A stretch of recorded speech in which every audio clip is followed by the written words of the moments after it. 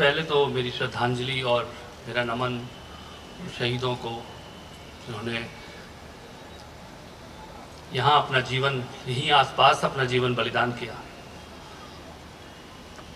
नमन उन सुरक्षा कर्मियों को, पुलिस कर्मियों को, जिनकी मदद से बहुत से जीवन बच पाए। उस वक्त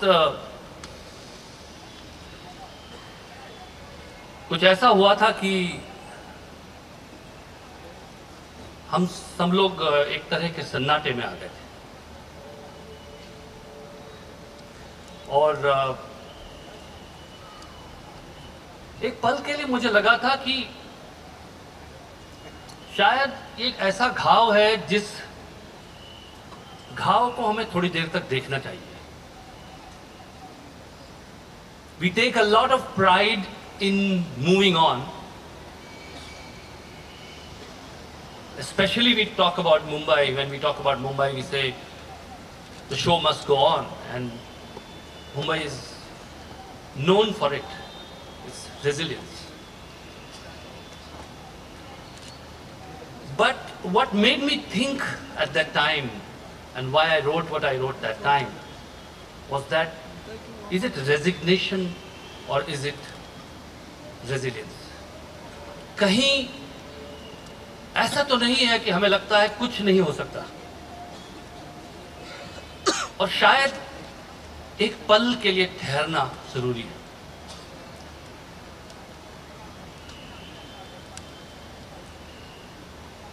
We take a lot of pride in the fact that we have dialogues, we create dialogue, we talk about things, we talk about issues. But the danger with having a dialogue sometimes is that it can become an end in itself.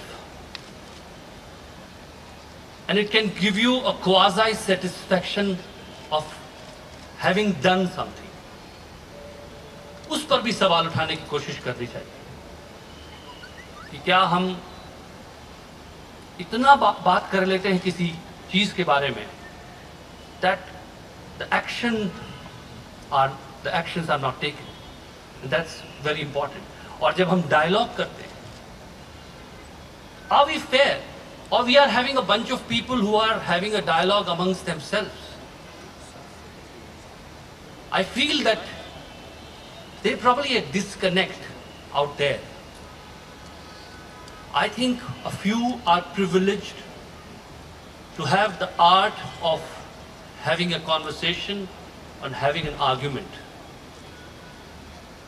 Few have been privileged to have a certain education and mastered the art of having great arguments. But are we having a dialogue? Or is it, or are there a lot of people who are not part of this dialogue? It's very important not to take undue advantage of having facility with dialogue. The cowardly attacks on this day, 9 years ago, that occurred at various places across our city, including at the landmark just across the street. 9 years ago on this day, these attacks were to me a wake-up call. But the question I asked myself was, wake up, yes, but wake up to what? I woke up to a new era of violence, a new kind of violence, a violence that was inflicted by terrorism. I woke up to the fact that terrorism is not an ideology.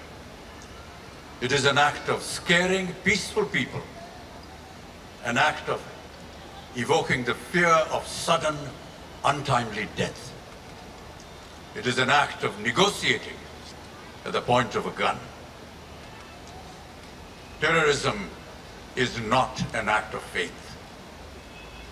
Terrorism can never replace another ideology. And there is before us a true evidence of that.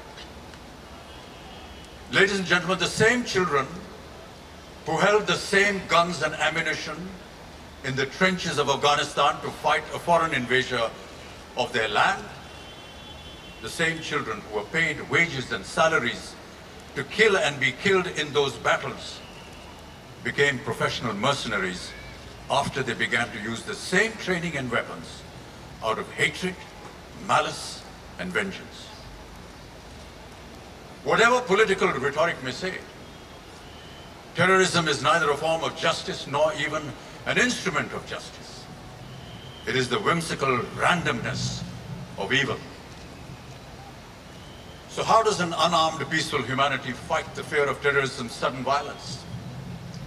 How does anyone who believes in a life of merit and hard work begin to believe in the authority of guns and bombs? Will armed mercenaries decide the future of our children? Will the threat of violence decide what is right or wrong, good or bad? Will terror decide what is true, false, correct, incorrect, good, bad, and right or wrong? No.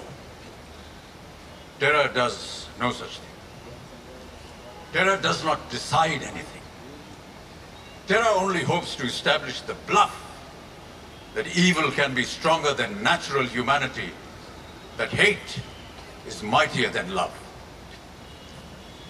It is now for each one of us to decide if we want our children to accept this evil doctrine, or show our children that terror does not have a place in our hearts.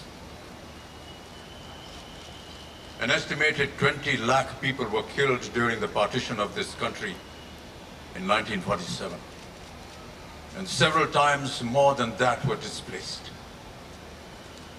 When people are divided by distrust, when friends and neighbors stop trusting each other, when a nation turns into hostile islands of random fear, then our world is broken into fragments, broken by narrow domestic walls. This is precisely what terror aims to achieve.